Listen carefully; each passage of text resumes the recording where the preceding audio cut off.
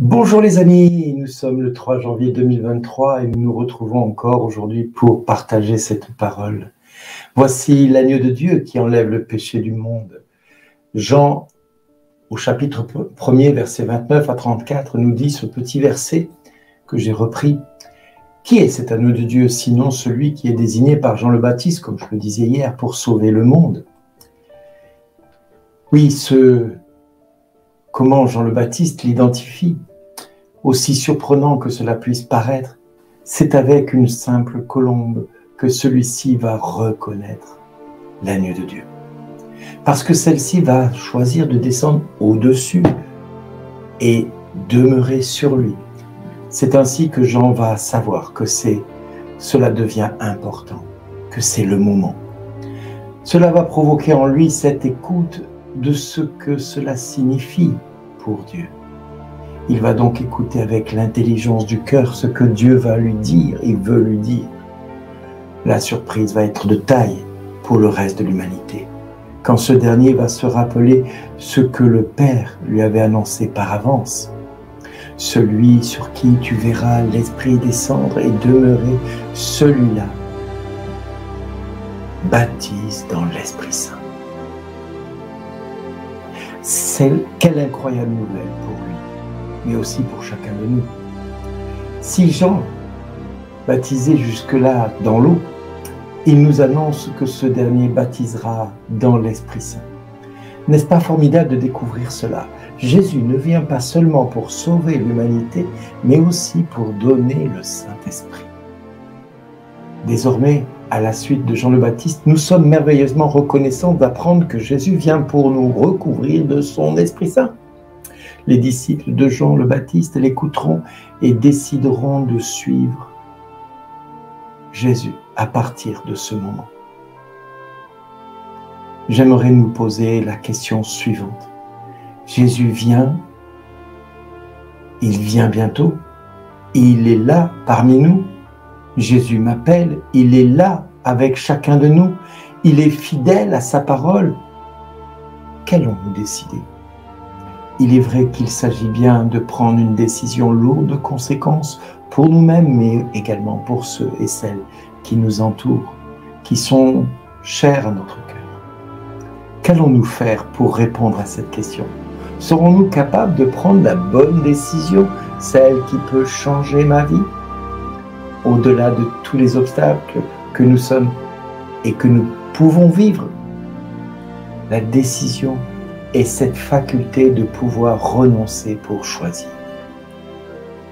Beaucoup sont enfermés dans des murailles d'impossibilité simplement parce qu'ils estiment que c'est au-dessus de leur force. Beaucoup ne tenteront même pas de changer un seul point dans leur vie de peur que cela devienne trop dur à vivre. Beaucoup encore vont chercher à plaire à leur entourage plutôt que de prendre une décision qui les mettrait dans une situation très inconfortable parce que celle-ci leur fait quitter leur zone de confort. Alors il est temps de se regarder dans un miroir, d'invoquer le saint nom de Jésus et de lui demander ce qu'il attend pour chacun de nous. Déciderons-nous de suivre Jésus? Nous aussi. Déciderons-nous de tout quitter pour le servir? Déciderons-nous de renoncer à tout ce à quoi nous tenons pour faire sa volonté? Déciderons-nous de témoigner de notre amour pour lui, même au péril de notre vie si besoin était? Déciderons-nous de devenir les martyrs de l'amour de Dieu? Déciderons-nous de rechercher sa face, même si pour cela, nos proches se détournaient de nous? Déciderons-nous d'écouter la parole de Dieu et accepterons-nous de la mettre en pratique afin de lui être agréable plutôt qu'au monde? Déciderons-nous de mettre en action les dons reçus au service du monde pour son salut et pour devenir à notre tour des pécheurs d'hommes? Déciderons-nous de devenir des disciples du Christ en étant témoins au sacrifice ultime? Bref, serons-nous à la hauteur des attentes de notre Dieu? On peut se poser la question de ce que nous allons faire. Mais nous pouvons maintenant priez, et je vous invite à vous joindre à moi et à prier le Père. Père Saint, je te présente ma vie. Je te donne ma vie en cette journée. À l'écoute de Jean le Baptiste, je reconnais ton Fils, Jésus, comme l'agneau de Dieu, pour ma vie et le salut du monde. À l'écoute de cette parole, je crois que tu es l'agneau de Dieu qui vient ôter le péché du monde, à commencer par le mien. Seigneur, viens en moi purifier ceux qui encore s'opposent à toi. Seigneur, viens changer ma vie maintenant et à jamais. Viens, Jésus, me donner ton Esprit Saint. Viens par ton saint nom, Jésus, Dieu avec nous. Viens transformer en moi ce qui résiste à ton amour. Viens, mon doux Seigneur, ôter de ma vie mon cœur de pierre et y déposer en moi un cœur de chair. Merci, Jésus, pour ta bonté. Merci pour ta tendresse, ta miséricorde, ta bienveillance, ta douceur, ta vie divine, ta volonté, ta douceur en moi.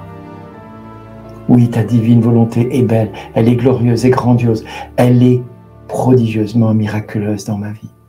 Merci, mon doux Seigneur, pour tant de délicatesse et de merveille à mon égard. Amen.